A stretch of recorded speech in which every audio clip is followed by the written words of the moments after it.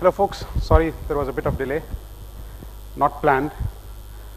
I'm the only one between you and your lunch, so sorry for that again. But we will try to be crisp. Between the original slide and the thank you, there are only 2 slides, so you don't have to worry too much. Yeah?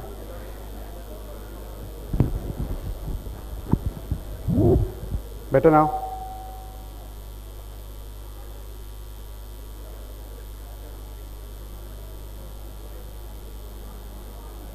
Okay?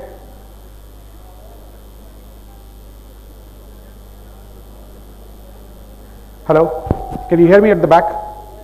Okay, good. Thank you. So, now we'll finally start after this PPT fiasco and the sound fiasco. This is a very short 10 to 12 minutes. I will talk about some 10. You can't hear? They can't hear, gentlemen.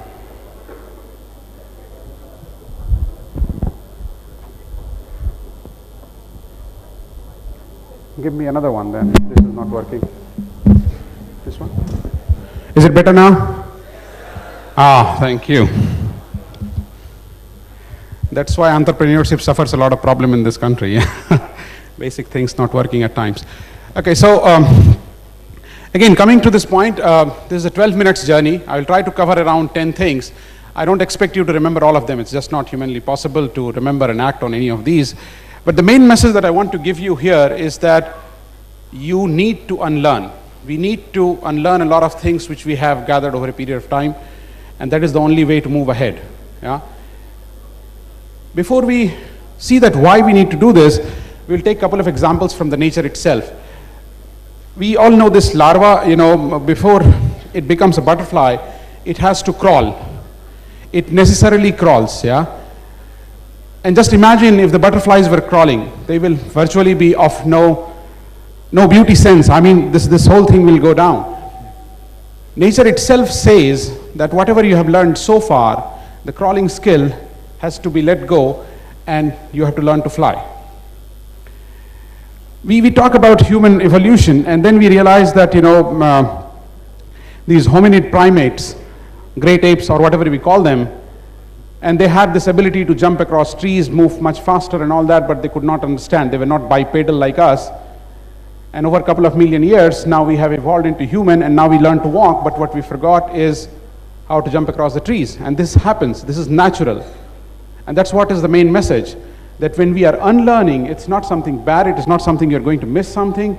It is basically a process of evolution, it is what is destined and it is what will make you successful necessarily. So that's the message that I'm saying. Let's talk about this. This photo is not very well known photograph, but here we are trying to indicate Prince Siddharth, the future Gautam Buddha. So he learned a lot of skill. He was learning archery. He was a horseman rider. He was accountant. He had mastered music, many of those skills. But before he wanted to attain wisdom, he had to let go of all of that skills completely. And he goes deep inside. People, while evolving, unlearn, and that is the fundamental premise of this short introduction that I want to give it to you.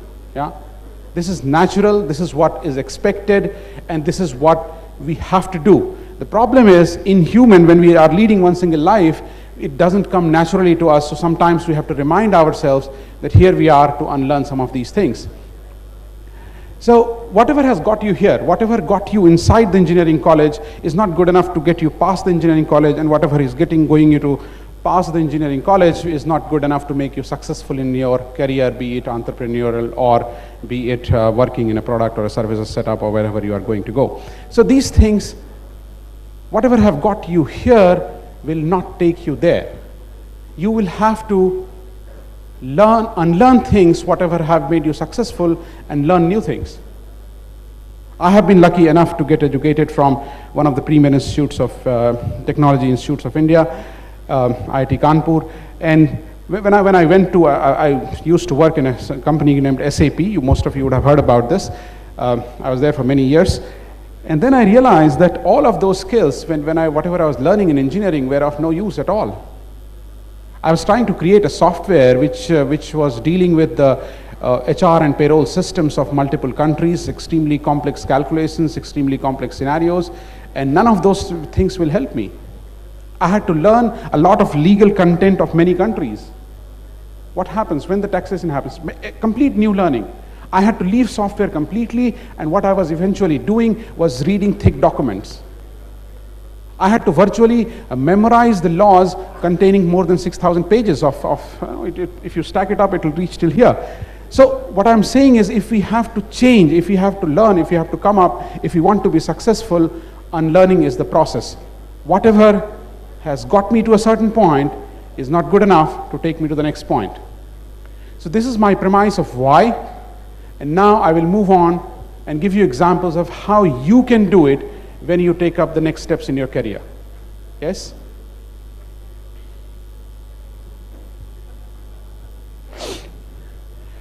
When we are in engineering college, our friend in our branch is essentially a competitor these days.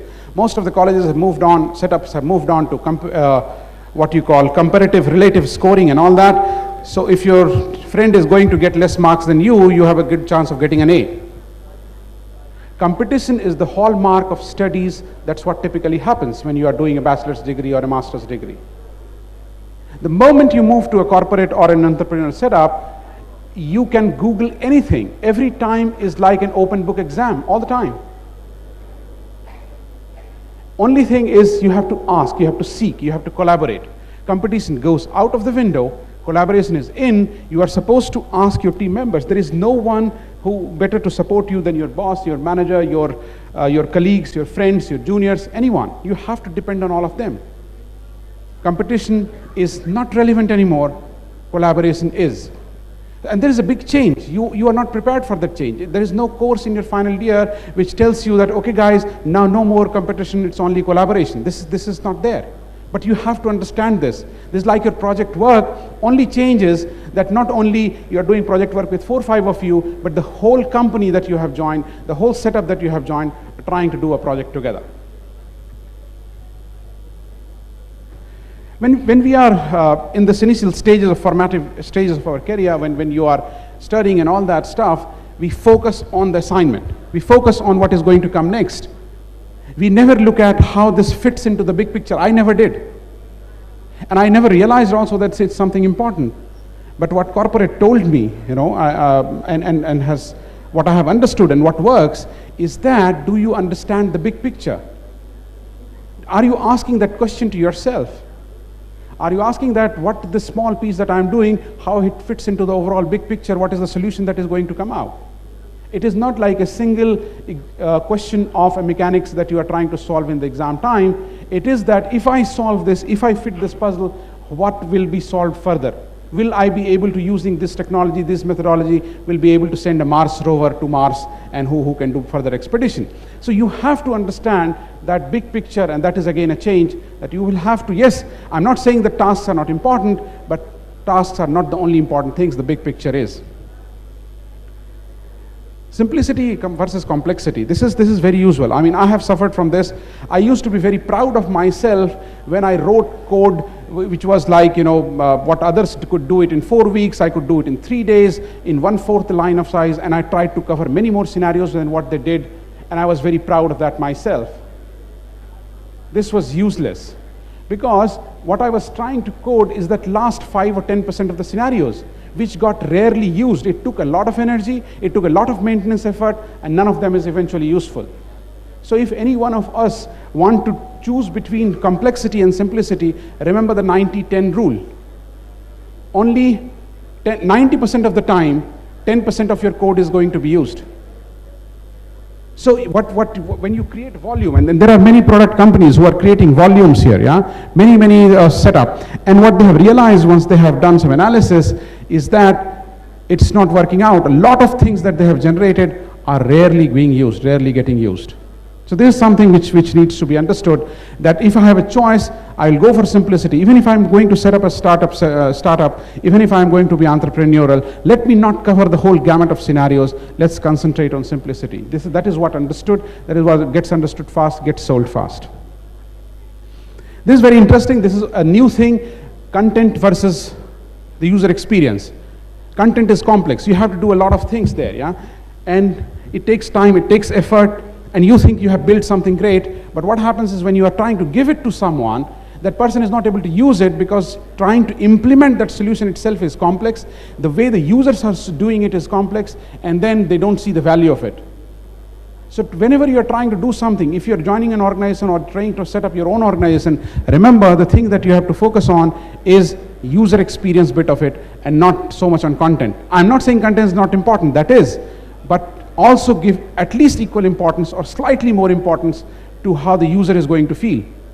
Have you ever heard of Facebook Training Institute? There is none.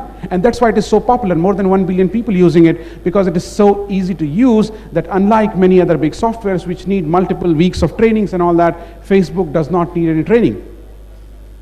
Google is the ultimate example of simplicity. Yeah? There is one box. The most used website has one single box. That's it. You type something in, it gives you a result. So this is what happens. Simplicity has to be there along with the user experience that you are talking about. The other day I was talking to some people in my setup in Hyderabad, and I asked them, what are you proud of? These were a few newcomers, and they said what they are proud is that they can use their .NET skills. Some said they could use their C++ skills, and that's what makes them happy and proud and all that stuff.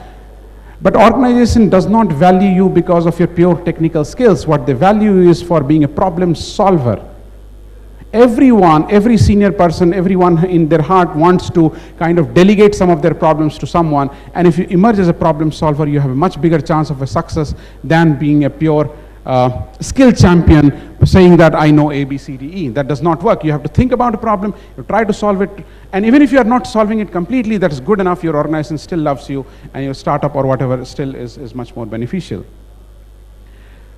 This is again something which I want to highlight. I mean, you people don't have much meetings when you're studying, I understand that, but still you have heard many jokes about corporate meetings. But barring the jokes, what I just want to give you one message is corporate has to, they have meetings. You cannot avoid them.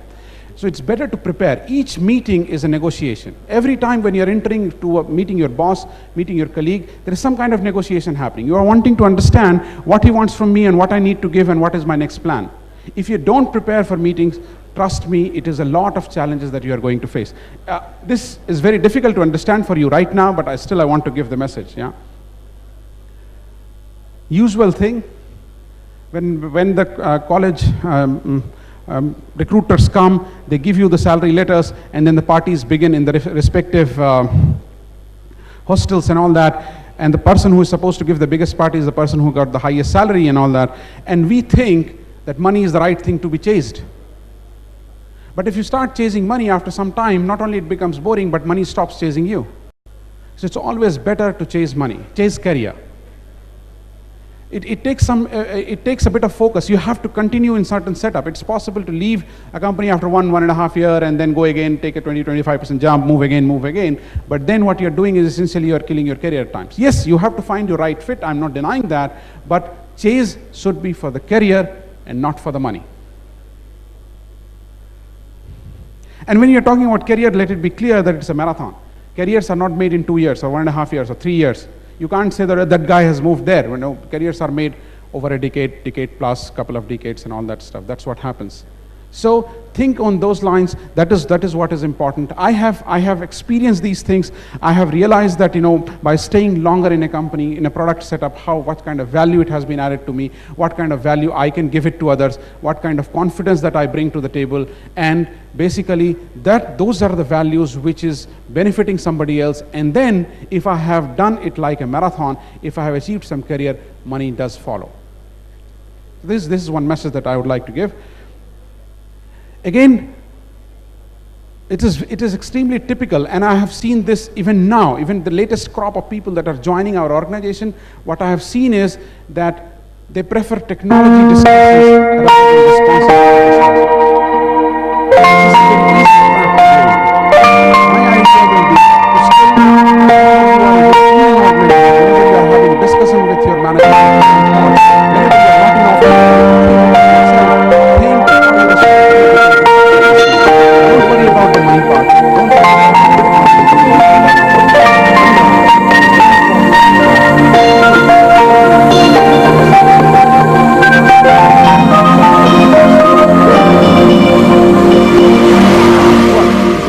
across industry, this is what is going to work, because everyone wants to kind of keep the problem down so that they can make sure